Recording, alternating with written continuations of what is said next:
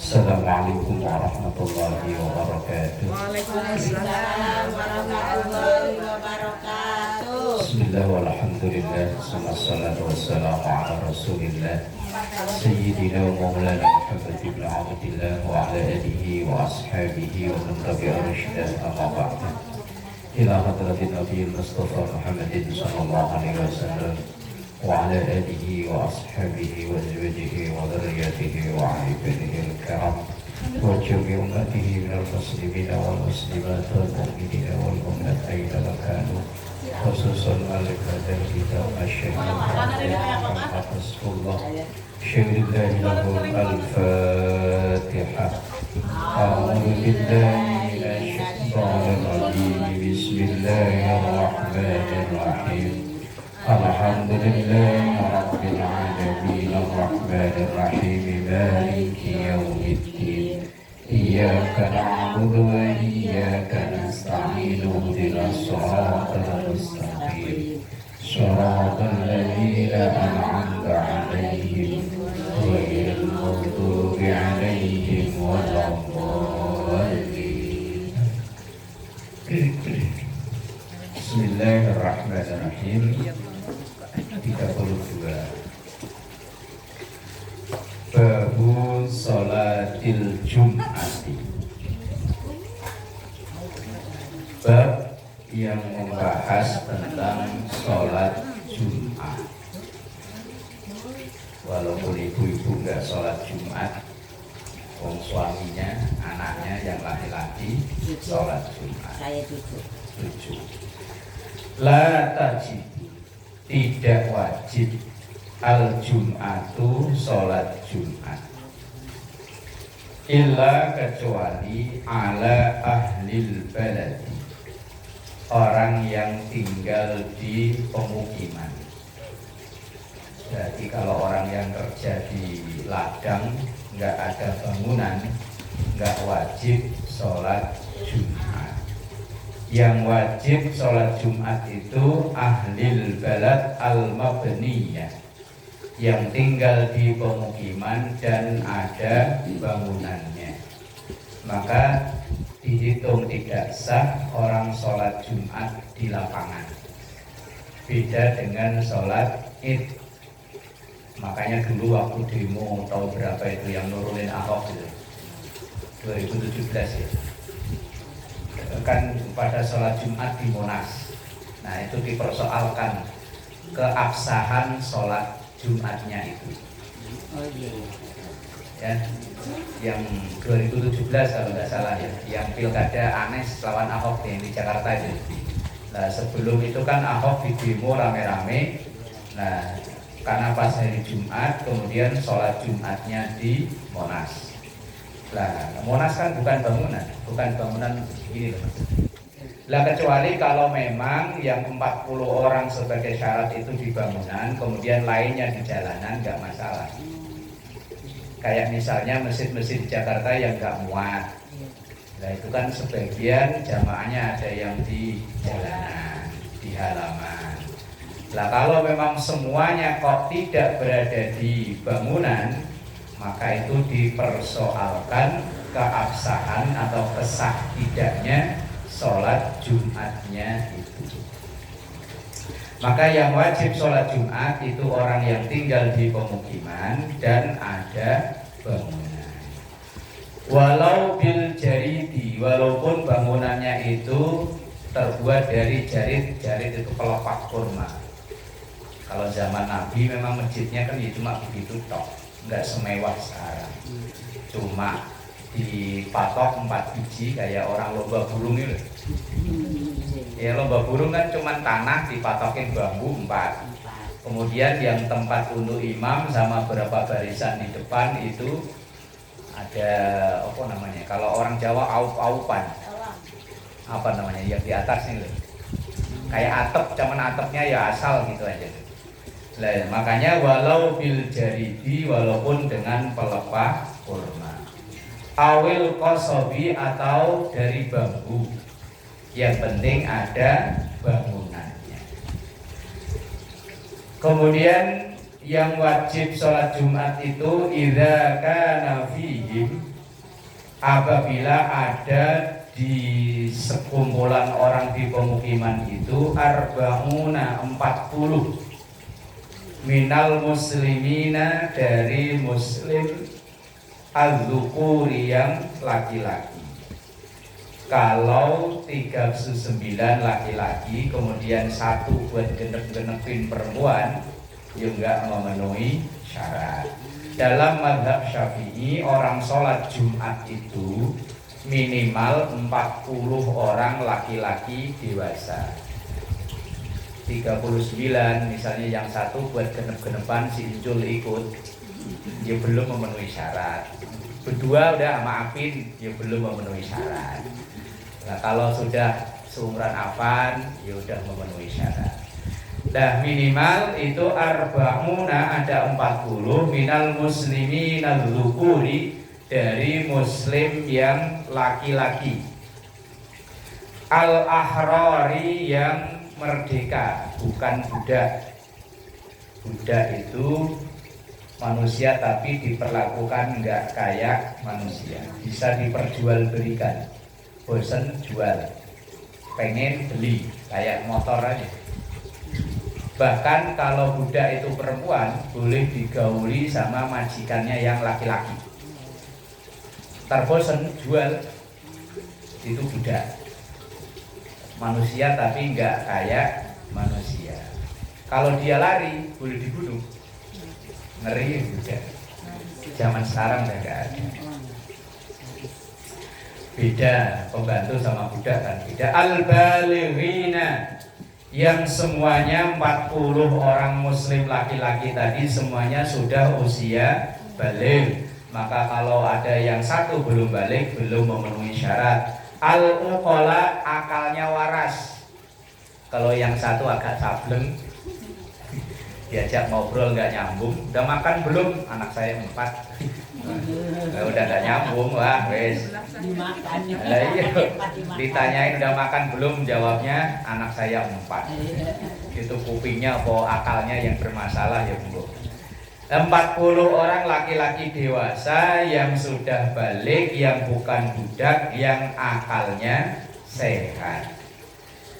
Kalau ada yang satu yang ada cuma 7 on, kurang dari sekilo, cuma 7 on, kadang nggak ada apa-apa, cengar-cengir sendiri, alhamdulillah. Bawaannya setenggor.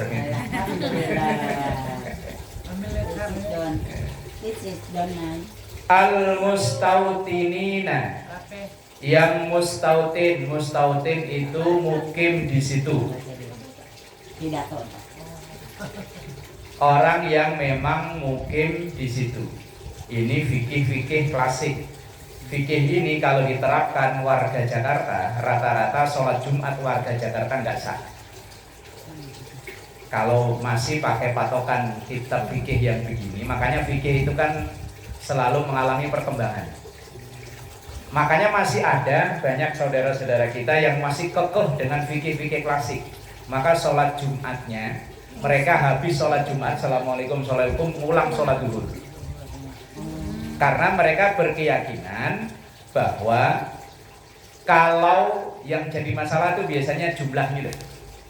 Jumlahnya itu 40 laki-laki dewasa yang akal sehat, waras, dan mustautin. Lah mustautin ini loh yang jadi permasalahan. Kayak saya nih, rumah saya di sini, sholat Jumatnya di Jakarta, nggak sah. Jumatannya harus di sini. Nah ya kan saya nih setahun. Seingat saya udah hampir 8 tahun tinggal di sini. Jumatan di sini cuma sekali doang, waktu Covid. Kan Jumatan ke sono nggak ada Jumatan, akhirnya Jumatan di sini. Nah makanya kalau mustautin itu artinya orang yang tinggal di situ. Ini misalnya Pak Haji, rumahnya udah di sini, dapat Jumatan ke Pulau Jae, nggak sah. Nggak sama, harus mustautin itu yang orang situ tinggalnya di situ. Nah, misalnya Pak Idris kangen Jumatan di Kampung Melayu, orang sono nggak perlu Jumatan, duhur. Makanya kalau ngikuti patokan yang fikih-fikih klasik. Makanya banyak di Jakarta itu yang selesai sholat Jumat langsung komat lagi untuk sholat zuhur. Karena ya tadi, kalau syarat mustautin, rata-rata orang Jumatan di Jakarta itu tidak sah. Mustautin. Mustautin itu artinya orang yang tinggal di situ. Kalau kayak sekolah apa namanya? Zona. Nah, kalau KTP-nya sini ya sekolahnya di sini, nggak boleh sono kecuali yang mau bayar mahal. Jatuh. Masih jatuh bohong. Wasalimu dan ia sehat. Minal amrodi dari penyakit. Berarti orang sakit nggak wajib Jumatan.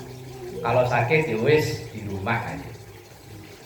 Wa a'dzaril jama'ati dan tidak adanya uzur berjamaah. Misalnya orang yang lagi ngurus jenazah, lah kok sampai sholat Jumat dilaksanakan belum kelar, maka orang itu tidak wajib sholat Jumat. Atau mungkin di kondisi musibah, nah, kayak tempo hari COVID, pemerintah menyatakan itu musibah, maka memang tidak wajib Jumatan. Ya wis sholat zuhur, cuma ya wis lah, masyarakat kita wis ngotot Jumatan, ya wis silakan Jumatan. Wa tasihhu dan sah minal mamalik, Jumatannya seorang budak, wasibyan anak-anak, wan nisa'i dan wanita. Jadi kalau mau misalnya pengen sholat Jumat, kerasain sholat Jumat kayak apa sih, mau nyobain boleh, sah. Apa perlu sholat dulu lagi? Enggak. Perempuan itu tulisannya watasihhu minal mamaliki wasibyani wan nisa'i, sah sholat Jumatnya seorang budak, anak-anak dan wanita perempuan. Berarti kalau seandainya pengen nyobain, misalnya nanti suatu saat musola kita entah kapan jadi masjid, amin. Nah, ya pada suatu saat, iya itu dulu. lah iya suatu saat udah diresmikan jadi masjid, lah kok jamaahnya biar rame, kemudian ibu-ibu sholat Jumat. Iya. Yang laki-laki misalnya kan nggak banyak, yang penting pokoknya 40 minimal. Lah kemudian buat memenuhi jamaah biar kelihatan banyak, perempuan sholat Jumat boleh. Tabaan, tapi pelaksanaan dari seorang budak anak-anak itu hanya sebagai pelengkap, mengikuti liha ulai bagi 40 orang laki-laki dewasa yang sudah balik, berakal sehat dan tempat tinggal di situ. Nah kalau tadi misalnya cuma 35 laki-laki dewasa ditambahi 5 ibu-ibu, ya belum memenuhi syarat. Nah ketat, sangat ketat ini hanya dalam mazhab Syafi'i. Dalam mazhab lain, seperti saya itu dapat jadwal khutbah Jumat ada di PT namanya PT Bimaruna, dekat Polres Jakarta Utara sana. Jamaahnya nggak nyampe 40. Wong karyawannya hanya khusus karyawan dan karyawannya nggak semuanya muslim. Yang muslim pun nggak semuanya sholat Jumat. Paling kadang kalau saya sambil khutbah ngitung orang paling-paling 25, 30 paling. Kebanyakan jamaah musola kita. Tapi apakah boleh? Memang awalnya itu berawal dari waktu COVID itu, kemarin sholat Jumat. Lah kalau dalam mazhab Syafi'i memang tidak boleh orang sholat Jumat itu minimal 40 laki-laki dewasa yang berakal sehat, yang sudah balik dan bertempat tinggal di situ. Apalagi orang kantor, kantornya di mana, orang rumahnya di mana, sholatnya di mana. Ya wis kalau ngikuti fikih begini, ya memang agak memberatkan. Wong rata-rata yang tinggal di sini ini kan rata-rata kerjanya kan yo jauh ya, Mbak Selamat ke KBN, ke Jakarta semua rata-rata lah ya. Ya rata-rata kan ya. Cuman Pak Haji doang yang di sini ya Jumatannya ya. Iya. Yang lain pada lari ke Jakarta semua. Iya juga ke Jakarta seringnya. Ke Jakarta seringnya lah iya. Kalau ngikuti fikih ini, wong rumahnya di sini, tempat tinggalnya di sini, ya tidak sah. Tetapi ya tadi namanya ilmu fikih itu terus mengalami perkembangan. Seperti contoh misalnya, kalau ngikuti seperti di zaman Rasul, orang bayar zakat itu pakai gandum, pakai kurma. Lah kemudian kesini karena Islam mulai menyebar meluas ke luar negeri Jazirah Arab. Kalau cuma pakai kurma, pakai gandum, lah kalau orang Arab lah iya memang pertaniannya itu. Lah kalau nyebar nyampe ke sini, gandum, seumur-umur saya gandum aja belum pernah lihat. Kecuali yang udah jadi makanan di komposisi gandum. Nah, iya kan? Kurma itu saya ngelihat ya udah gedenya loh.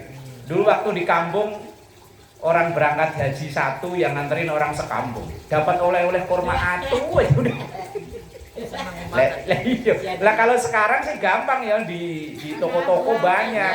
Lah dulu yang orang kampung itu kurma dibuntelin seplastik isinya 3 biji dibantuin sekampung. Lah iya kalau sekarang sih gampang di mana-mana ada. Lah maka ketika Islam nyebar kemudian diijtihadi ulama, oke, zakat itu pakai bahan makanan pokok. Padahal dulu awalnya bukan bahan pokok, ya pokoknya yang dipakai oleh Rasul itu ya gandum, kurma. Bahan makanan pokok. Lah kemudian orang Indonesia bahan makannya apa? Beras. Lah kalau orang Papua sagu. Ayo sagu. Madura jagung. Ayo, lah kalau sagu apa ya kayak tepung gitu ya? Iya. Pak. Yang dibikin apa itu? Papeda. Iya. Makanya ya alot. Lah kemudian kesini orang lebih butuh beras apa butuh duit? Nah iya. Wong zaman Covid saya masih ingat betul ya. Ada panitia korban cerita nganterin beras ke rumah orang yang muzaki mustahik, ya nggak mau terima. Bilangnya apa? Aduh, mohon maaf Pak, kalau duit mas saya terima, kalau beras saya punya banyak. Nah dulu waktu Covid kan dapat bantuan dari dari pemerintah, dari ini dapat semua.